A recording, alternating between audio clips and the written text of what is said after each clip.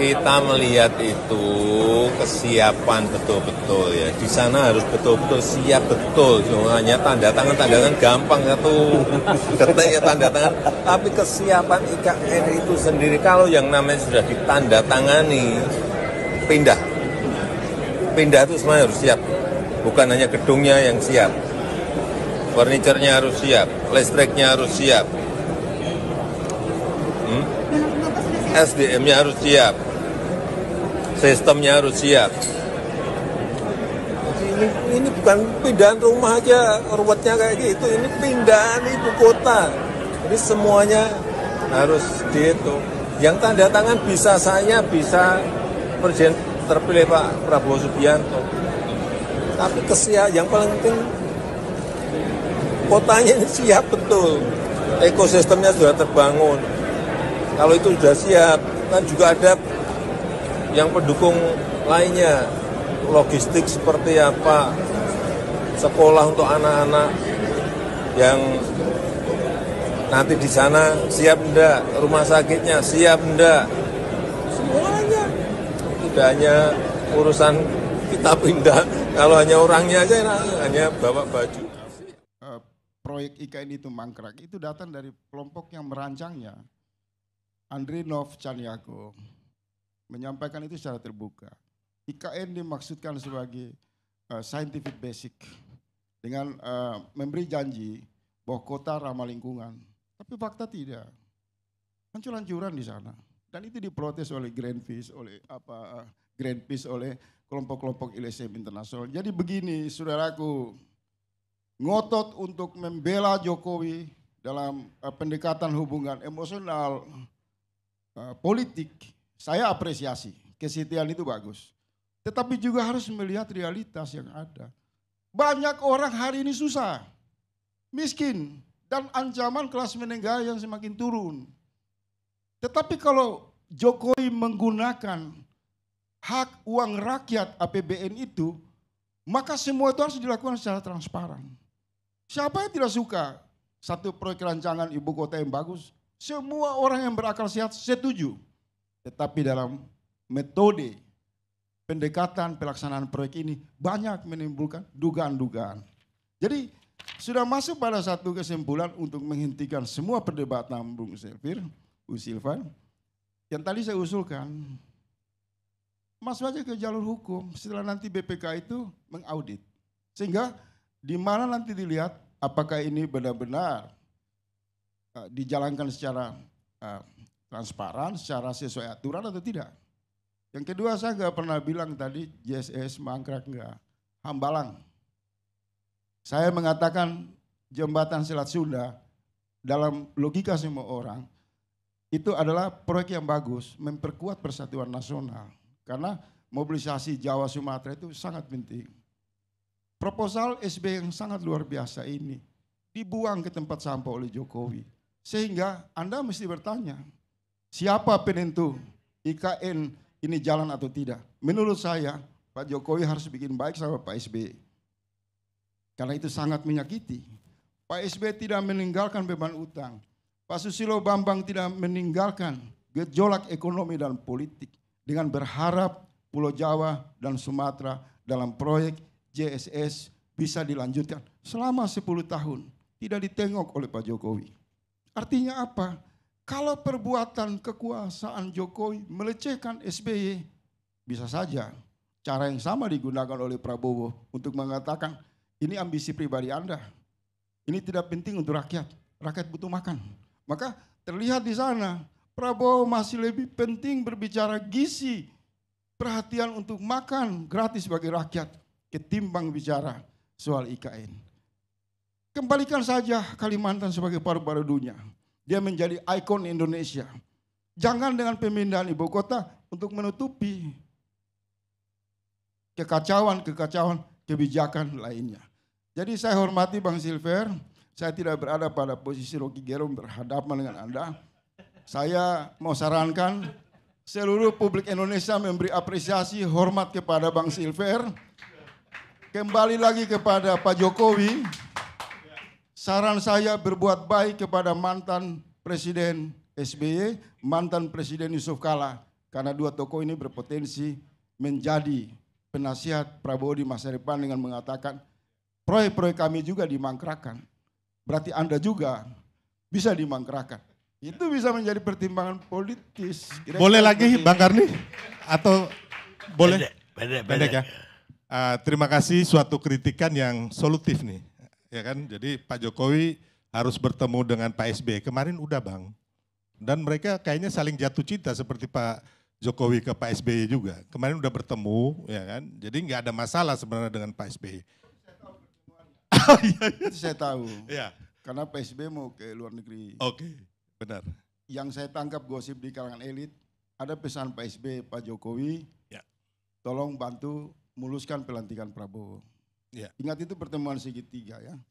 Jadi nggak usah ke situ. Mau saya ketemu bujuk Pak, saya minta maaf 10 tahun saya nggak bisa buat hambalang yang Bapak pernah rintis. Saya juga tidak bisa menjalankan proyek untuk menghubungkan Sumatera dan Jawa. Iya kan? Proyek yang dinantikan oleh publik. Oke, Bang. Jadi kalau mengenai akan memuluskan pelantikan Pak Prabowo sebagai rakyat nih, dan juga pengamat kecil-kecilan, saya yakinkan 99% pelantikan Pak Prabowo dan Mas Gibran ini akan berjalan mulus dan baik. Nah itu. Terus masalah yang Abang bilang kelas menengah, penurunan kelas menengah, kita akui Bang, karena itu kan kemungkinan kan dari dampak COVID lalu ya. Tapi Abang harus ingat juga bahwa di zaman Pak Jokowi ini pertumbuhan ekonomi kita itu ada 5% gitu. Dan gak minus gitu loh. Ya. Dan kemarin masalah utang juga kan kita tahu utang itu paling banyak itu 2.000 triliun itu sewaktu kita COVID. Dan waktu COVID itu 2021 apa 2020 pertumbuhan ekonomi kita itu minus 2,8% Bang. Ya. Jadi saat ini APBN kita terukur sustainable dan pertumbuhan ekonomi kita bagus ya kan di antara negara-negara Asia lainnya. Bahkan negara-negara G20 gitu loh. Yang kedua inflasi kita juga turun Bang, di angka di bawah 2%. Terus kemiskinan absolut kita juga turun.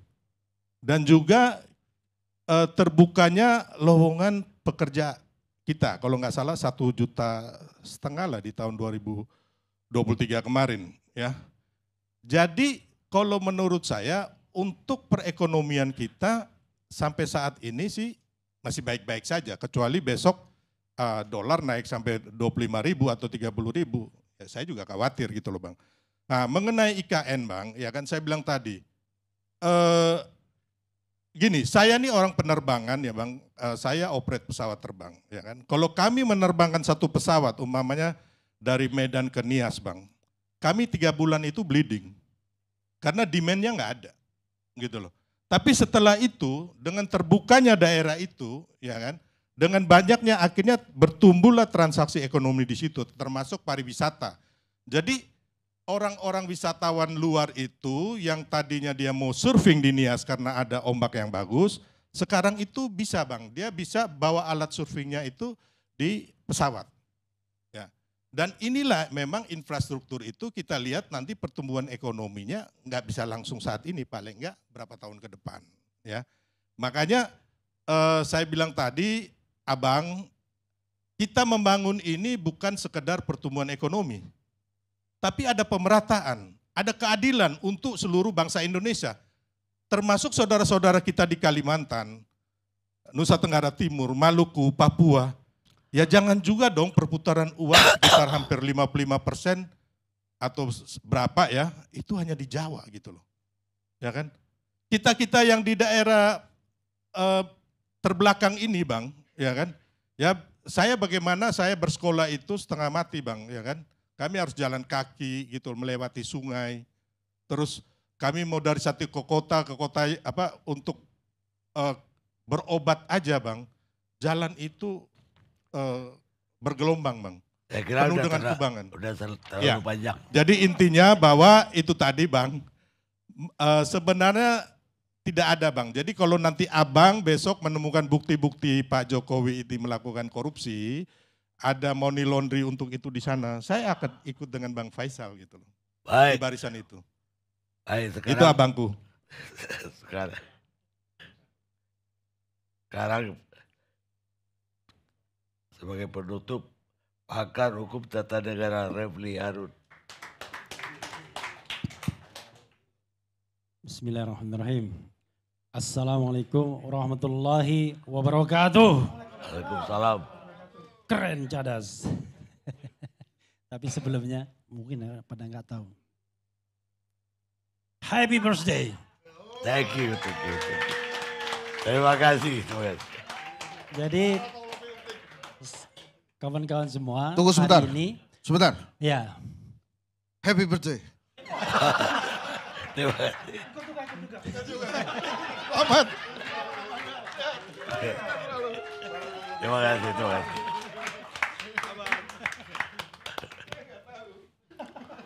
Jadi Bang Karni lebih muda dibandingkan Prabowo Subianto. 1 tahun. Bang Karni kelahiran 25 September 1952. Kalau Prabowo Subianto 17 Oktober 1951. Kenapa saya selalu ingat ulang tahun Bang Karni? Karena sama dengan anak saya yang namanya Naufal Fikri. Tanggal 25 September dan dia seorang pengidap autis. Jadi saya menciptakan lagu untuk dia, judulnya Kepada Anakku Yang Autis. Tapi kalau saya sampaikan nanti nangis. Jadi salah satu lagunya depannya itu adalah sering kami menangis, dapatkan kau yang autis, gelisah akan masa depanmu, khawatir akan kehidupanmu. Nah itu lagunya. Nanti saya kirimkan lagu itu untuk Bang Karni. Siap. Ya, kawan-kawan semua itu introduction-nya ya. Saya menunggu ini untuk mengucapkan selamat, tidak mau saya mengucapkan selamat di depan tadi ketika baru datang. Karena tidak surprise, saya berharap tidak ada orang yang mengucapkan selamat sehingga saya eksklusif jadinya.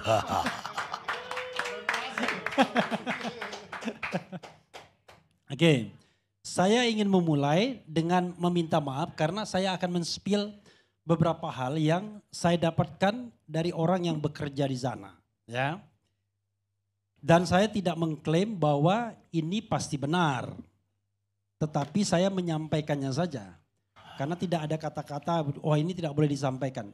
Tapi tentu namanya yang tidak boleh saya sampaikan. Ya, dia bilang begini, dia kirimkan kepada saya sebuah YouTube, ya. Saya pikir YouTube-nya dari istana mungkin ya. Iya betul, Sekretariat Presiden. YouTube dari Sekretariat Presiden yang berjudul Keterangan Pers Presiden Jokowi IKN 25 September 2024. Hari ini ya. Dan kita tahu isi dari YouTube itu adalah bicara tentang investasi. Yang saya tahu dari Rusia, kemudian dari China dan dari Australia. Ya. Kita nggak tahu entah benar entah enggak ya. Groundbreaking kan ya udahlah, orang yang paham proyek juga kadang groundbreaking setelah itu gone with the wind itu biasa. Dia bilang begini, apa yang dikatakan Jokowi itu semuanya bohong. Dia bilang bohong, ini salah ketik dia, bohong maksudnya mungkin. Saya saat ini lagi di depannya Jokowi yang tidak kena kamera, liputan dari wartawan Kaltim. Saya bilang, bohongnya di mana? Tanda tanya, itu saja pertanyaan saya. Mengenai investor, nyatanya sampai saat ini proyeknya IKN bulan Desember nanti semua kontraktor BUMN selesai kontraknya. Sudah ada beberapa gedung yang mestinya sampai bulan Desember tapi sudah gulung tikar. Pekerjanya sudah didemobilisasi, artinya sudah dipulangkan ke daerah mereka masing-masing. Saya hanya menyampaikan saja dan saya tentu tidak bisa mengatakan namanya siapa, tapi yang jelas dia adalah seorang pekerja di sana yang memang sehari-hari ada di sana. Dia juga spill ke saya soal kenapa Jokowi tidak betah di sana.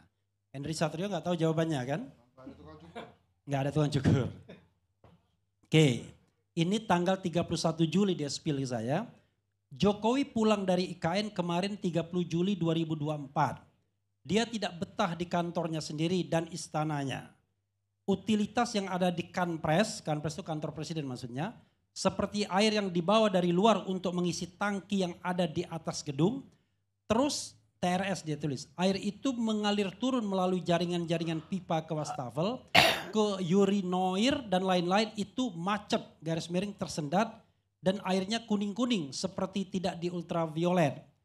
Sealer AC tidak berfungsi, artinya sealer AC masih dalam tahap pengerjaan yang juga butuh waktu pengerjaannya. Jadi kemarin pakai AC freestanding yang diambil dari Balikpapan. Untuk listrik kerja dari PLN tapi digunakan nanti untuk 17 Agustus. Itu yang, dan dia hari ini spill lagi ya. Rapat koordinasi nasional Presiden RI dengan Basnas dan Lintas Agama se-Indonesia di Istana Negara. Peserta 600 orang, ini bohong mengatakan ada 600 orang. Ini yang meliputi teman saya yang memang dia pro Jokowi, teman satu konsultan.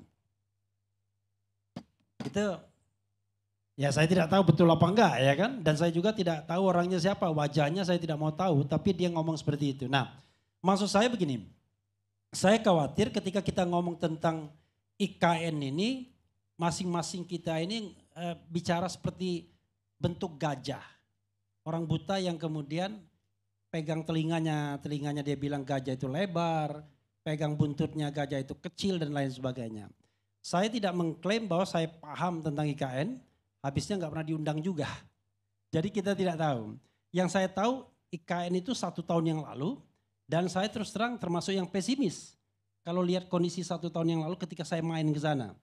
Jadi pada waktu itu yang saya lihat itu adalah kompleks yudikatif, ada MA, bakal MK, ada rumah atau kantor wakil presiden, ada rumah menteri-menteri dan lain sebagainya. Tidak hanya, masih brownfield, masih masih coklat, tanah. Saya membayangkan apa bisa ya tahun depan, dan saya pada waktu itu sudah pesimis kita akan pindah. Itu satu dari segi fisik. Tapi kan kalau Refli Harun ngomong fisik kan itu bukan ekspertis saya ya kan. Karena itu saya ingin bicara tentang aspek-aspek hukum tata negaranya. And then mulainya adalah the question is, saya tanya tuh Sylvester dan teman-teman dari kubu sana ya, katakanlah kita anggap perkubuan ya kan. Ibu kota itu di mana sekarang? Ibu kota negara itu di mana? Ibu kota negara di mana? Republik Indonesia yang jumlah penduduknya 275 atau 280 juta, beribu kota di mana sekarang? Bingung jawabnya juga gak bisa kan? Beribu kota di mana? Hah? Beribu kota di? Nah, jadi kalau kawan-kawan bingung, saya juga agak bingung. Tetapi saya bisa mengatakan ibu kotanya hampir tidak jelas. Hampir tidak jelas. Kenapa saya katakan hampir tidak jelas? Begini, undang-undang tentang IKN itu ditandatangani pada tanggal 15 Februari 2022. Oke? Dan seharusnya itu menandai perpindahan karena ibu kota itu sudah berpindah. Tapi dalam kebiasaan undang-undang itu selalu ada pasal peralihan. Pasal peralihannya 2 kurang lebih.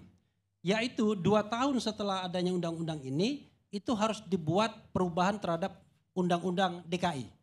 Karena DKI atau Jakarta itu tidak lagi menjadi daerah khusus ibu kota. Ya saya belum ngomong. Karena saya nggak setuju DKJ, karena saya menganggap masih DKI akhirnya. Ya. Nah, dan undang-undang itu walaupun terlambat, ada sudah. Oke. Tetapi di dalam itu ada juga yang namanya peralihan. Perpindahan itu officially kalau dikeluarkannya Kepres, keputusan presiden. Dan unfortunately Kepresnya nggak jelas kapan harus dikeluarkan oleh seorang presiden. Nggak ada batas waktu. Maka saya spill yang kedua. Ini kan kalau hadis itu ada perawihnya. Saya mendengar orang yang dengar langsung dari Prabowo. Mudah-mudahan saya keliru. Kalau dia ngomong nggak benar berarti saya salah. Tapi kan kita nggak bisa cek langsung. Dia mengatakan saya ketemu dengan Prabowo sendiri di luar negeri. Pada waktu itu di Qatar Economic Forum. Saya tanya mau pindah nggak? Dan Prabowo firm mengatakan jangankan 5 tahun, 10 tahun pun saya nggak mau pindah. Bayangkan. Itu yang dia dapatkan langsung dari Prabowo. Nah, politik itu kawan-kawan semua panggung depan dan panggung belakang. Jadi kawan dari Jokowi mania bicara panggung depan. Tapi Prabowo itu jangan lupa, jenderalnya tidak lebih lama dibandingkan dia menjadi ketua umum partai politik. Jenderalnya kan cuma berapa tahun, tapi ketum partai politik sudah puluhan tahun dia. Jadi dia he's a politician juga, ya. Oke. Karena itu saya mengatakan, ya, harus ada kepastian di mana sesungguhnya ibu kota itu. Kalau kita pakai kepastiannya di undang-undang IKN sendiri, saya mengatakan bahwa ibu kota masih di Jakarta. Oke? Tapi kalau saya menggunakan undang-undang DKJ, sudah tidak di Jakarta. Maka nanti Prabowo bingung, saya harus dilantik di mana? Karena ada beberapa ketentuan di dalam konstitusi dan dalam undang-undang, segala sesuatunya harus di ibu kota negara. Ibu kota negara itu kalau pindah ya pindah juga. Sekarang pertanyaannya 20 Oktober nanti menurut Silverster dan teman-teman sana, Prabowo sebaiknya dilantik di mana? Ya itu saya sepakat ya mengenai undang-undang DKJ. Jangan dulu, jangan dianu dulu, jangan sepakat dulu. Saya kan belum selesai. Dilantik di mana? Ya karena di sana belum ada gedung DPR MPR Bang. Ya. Ya kemungkinan besar di gedung MPR DPR Senayan Jakarta. Oke, sekarang saya tanya. Yang namanya MPR itu harus bersidang di ibu kota negara. Sidang MPR itu untuk melantik presiden dan wakil presiden. Artinya presiden dan wakil presiden harus dilantik di ibu kota negara. Balik lagi pertanyaan saya, ibu kota negaranya di mana sekarang? Bolak-balik. Apakah di Nusantara, apakah di Jakarta? Karena itu saya mengatakan ya, harus ada kepastian ke depan.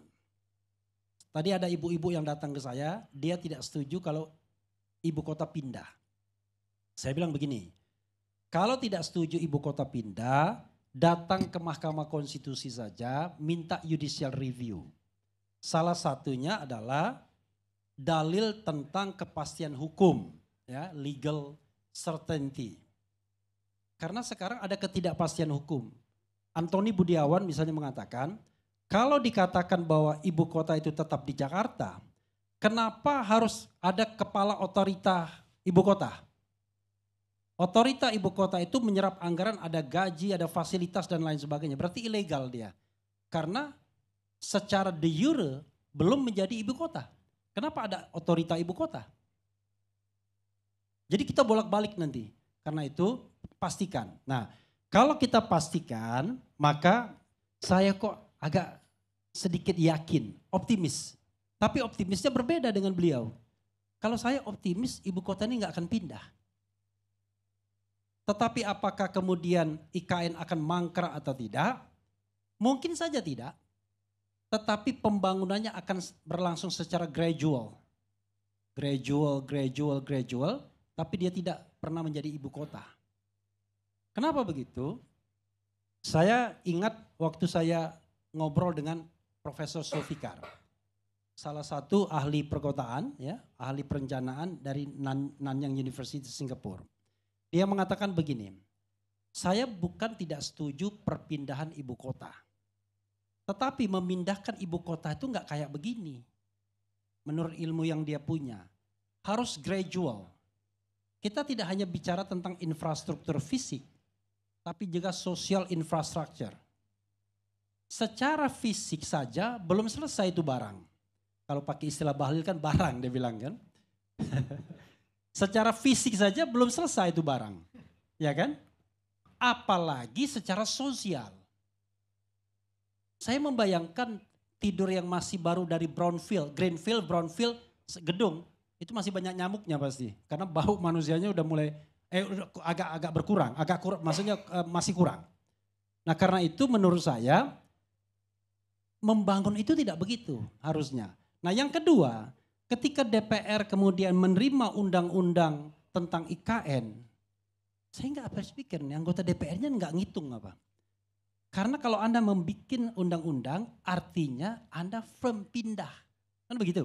Sementara ketika undang-undang itu diundangkan, bentuk fisiknya aja belum ada. Bayangkan, kok bisa memindahkan ibu kota dengan undang-undang tapi fisiknya saja baru mau dimulai. 2 years ago, 2 tahun yang lalu. Kan aneh bin ajaib.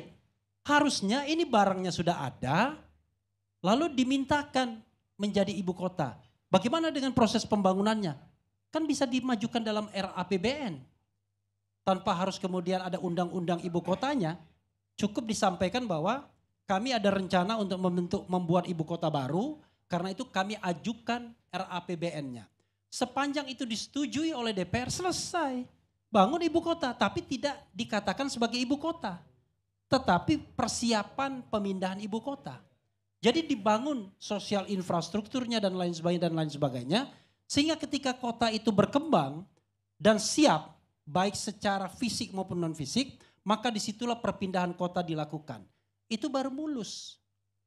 Kan ada beberapa negara yang berusaha membangun ibu kota, akhirnya nggak jadi. Salah satunya negara di Afrika. Dia bangun ibu kota, jadi ibu kotanya jadi kota hantu. Kenapa? Karena orang nggak mau pindah. Kira-kira beliau bertiga ini mau pindah nggak ke ibu kota yang baru? Saya terus terang saya nggak mau pindah, karena makin jauh dari Palembang. Saya lebih setuju kalau jembatan Selat Sunda yang dibangun cepat langsung mobilitas saya. Itu satu aspek yang lain. Nah, aspek berikutnya yang ingin saya bahas, dan ini ngeri-ngeri sedap ya. Aspek ini, mohon maaf nih sama teman-teman yang pro ya. Saya mengatakan The King of Java Surrender, menyerah. Jadi judulnya Raja Jawa menyerah. Gak main-main ini. Karena kata Bahlil sekali lagi, oh gak bisa main-main tuh sama barang itu katanya. Ya, gak bisa, hati-hati kita sama The King of Java atau Java King. Tapi untuk ibu kota Raja Jawa menyerah. Sama menyerahnya dia soal satu partai politik. Sama menyerahnya dia soal RUU Pilkada.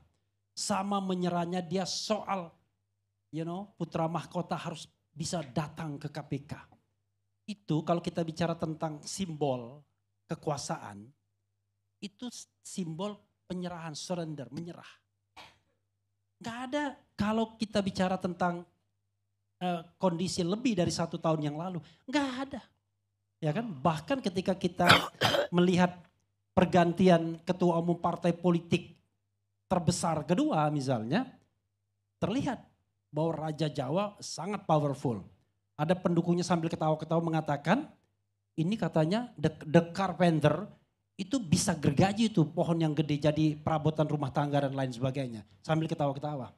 Tapi kita melihat fenomena yang 4 tadi yang saya katakan, menyerah.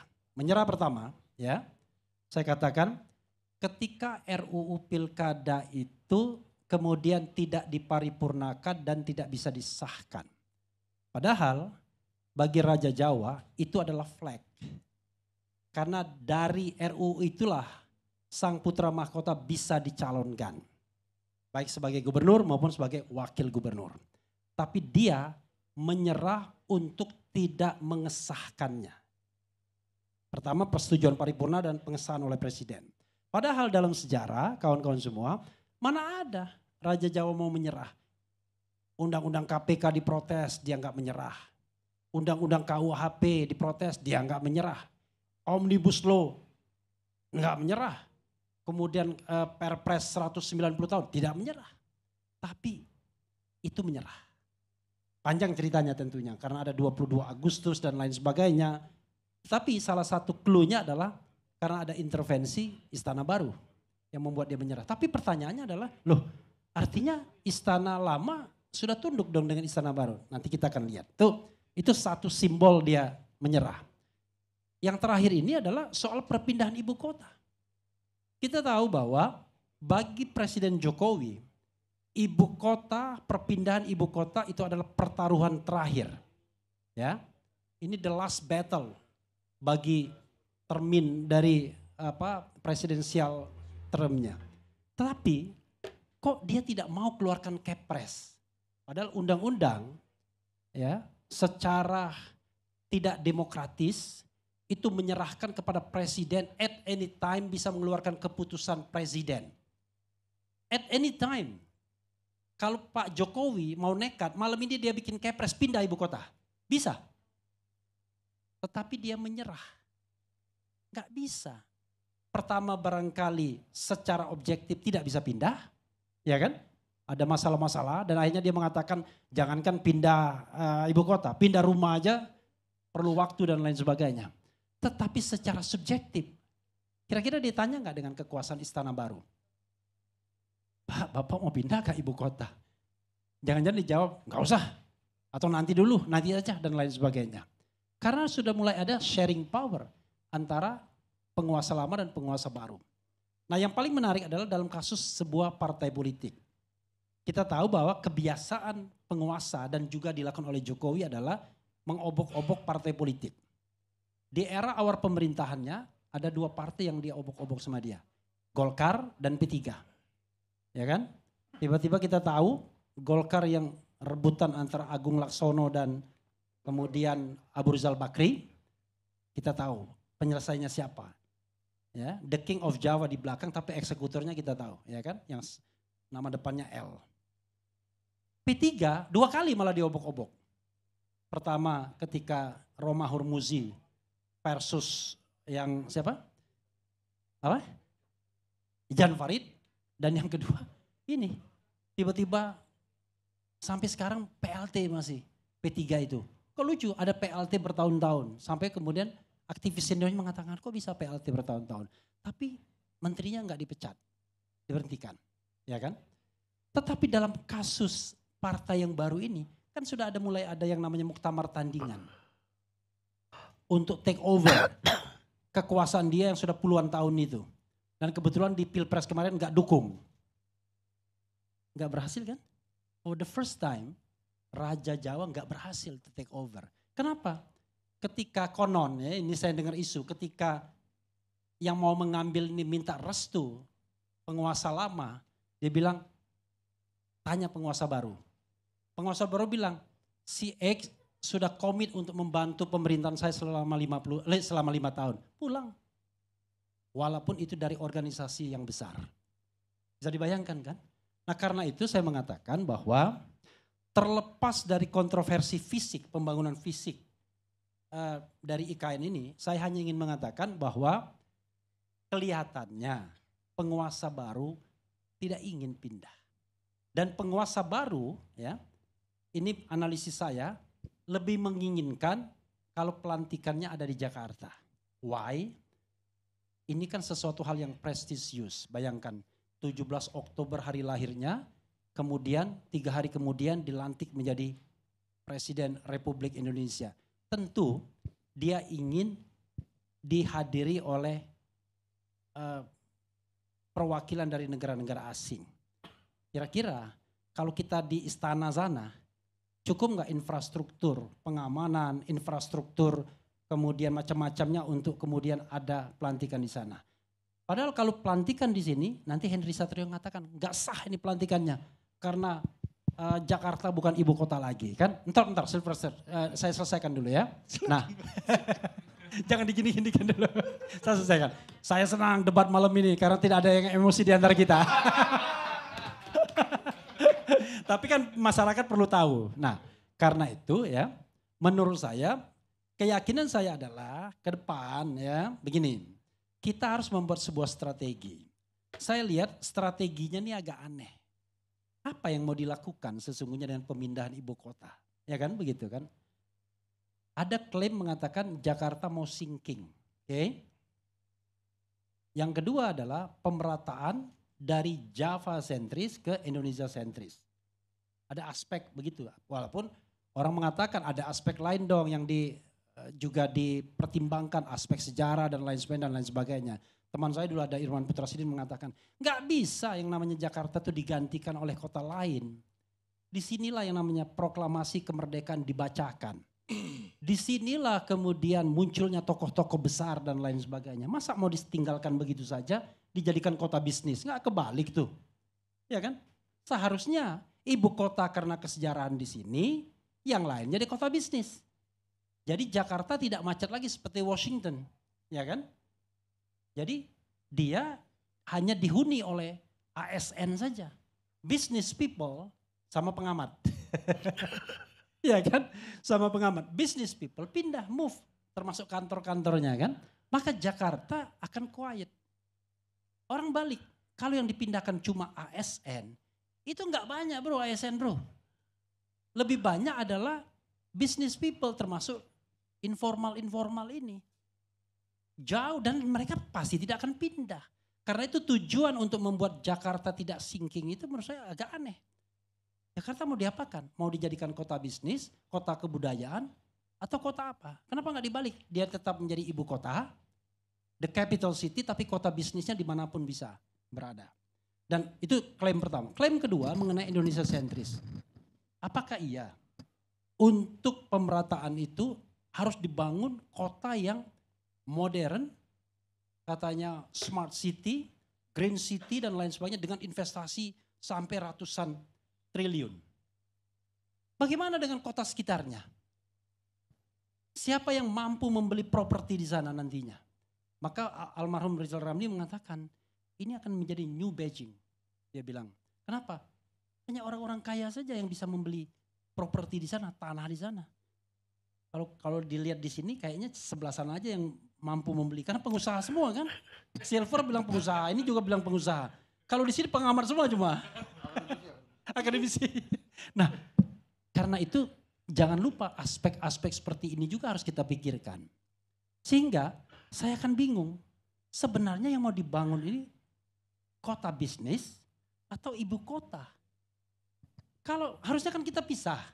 Yang kita mau bangun itu kota bisnis untuk pemerataan ekonomi, bukan ibu kota. Karena seharusnya bukan ibu kota yang men-trigger pertumbuhan. Yang men-trigger pertumbuhan itu adalah pusat-pusat bisnis. Di Amerika Serikat bukan Washington yang men-trigger pertumbuhan, tetapi New York. Di Australia bukan Canberra yang men-trigger pertumbuhan, tapi Melbourne dan Sydney. Kan berbeda. Makanya saya bilang kok paradigmanya aneh. Jadi kayaknya mau dikumpulkan ke sana semua.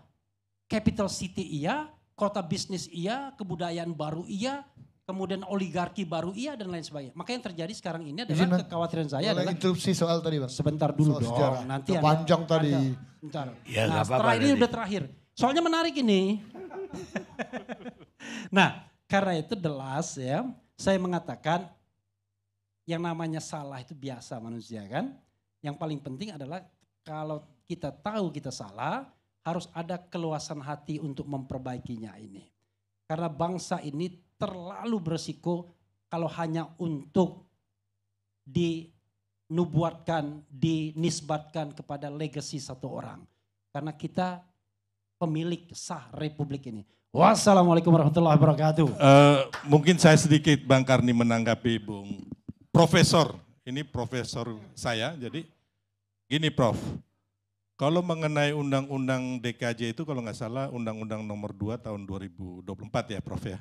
Yang disahkan tanggal 25 April 2024. Jadi ya saya ingin Prof juga memberikan pencerahan di sini. Mungkin Prof lupa atau lupa membaca ya.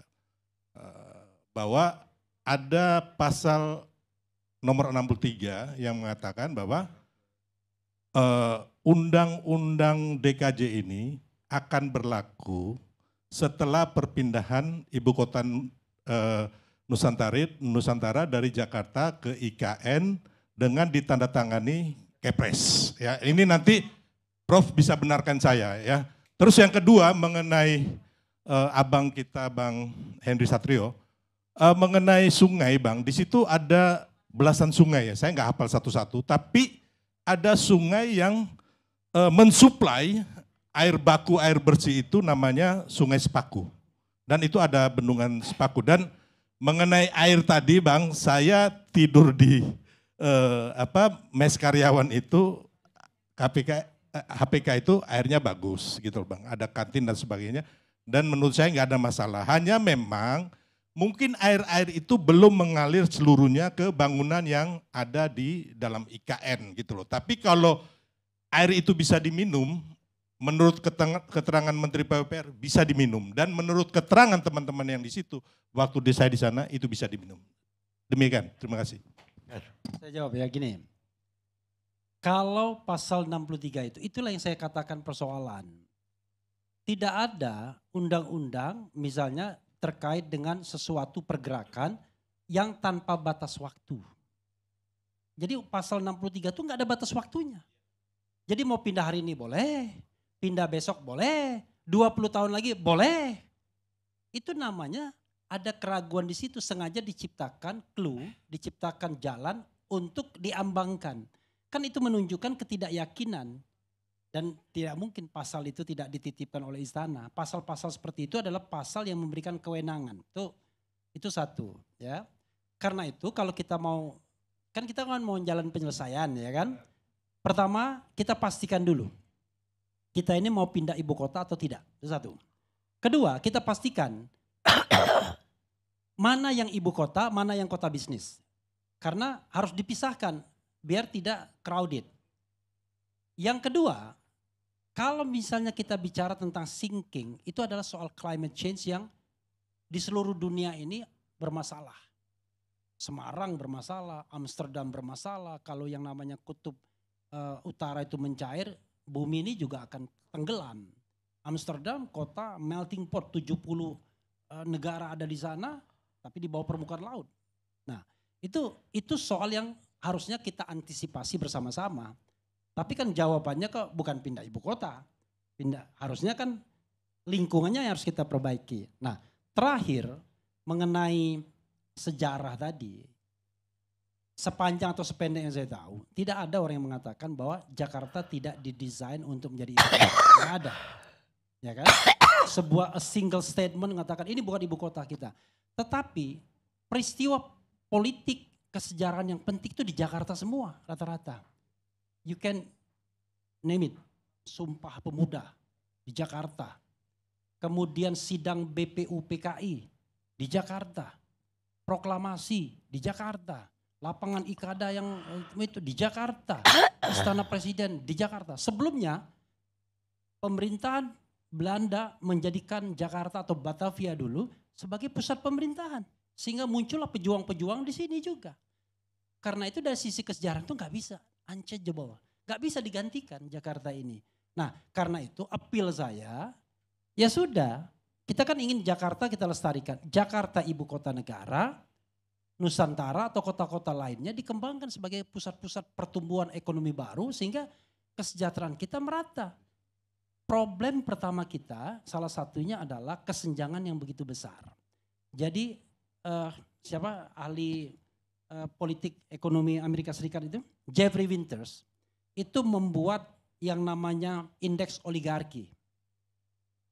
Indeks oligarki itu dia kumpulkan 40 orang terkaya di sebuah negara. Dia contoh kasusnya Indonesia dengan pendapatan per kapita rata-rata. Jadi waktu itu dia masih mengukur pendapatan per kapita rata-ratanya masih 4.000. Saya yang menyampaikan saya Profesor Didin Damanhuri. Masih 4.000, ya kan? Lalu berkembang terus yang namanya kesenjangan ini.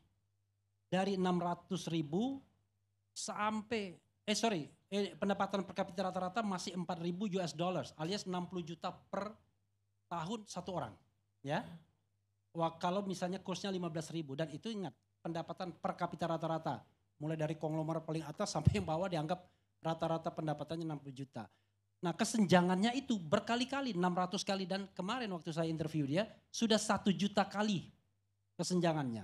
Jadi ada orang yang berpendapatan cuma 4.000 US dollars melawan 4 miliar, ya 4 miliar US dollars. Bayangkan kesenjangan yang luar biasa. Nah hal-hal seperti itu yang seharusnya diadres, ya kan, dengan pertumbuhan pusat-pusat ekonomi baru, not only hanya soal simbol bahwa kita punya ibu kota, green city, smart city, tetapi hanya tidak memberikan apa-apa bagi pertumbuhan dan kemudian kesejahteraan kita bersama. Itu saja, makasih. Assalamualaikum warahmatullahi wabarakatuh. Baik. Ini saya mau tanya dengan Kang Henry ini. Sudah pernah ke IKN, Kang? Belum kan tadi udah dibilang. Harus ke sana. Bisa Kenapa melihat harus di ke sana? Baik, itu di Bisa luar. merasakan. Kenapa harus ke sana? Ini di luar diskusi aja tuh. Udah dibilang tadi bahwa dia bukan influencer. Termasuk influencer dia, kan misi kan. Kelihatan lebih muda, kacamatanya bagus, baru. Kelihatan lebih muda. Lebih muda 1 tahun. Potong kuenya nanti. Pemirsa,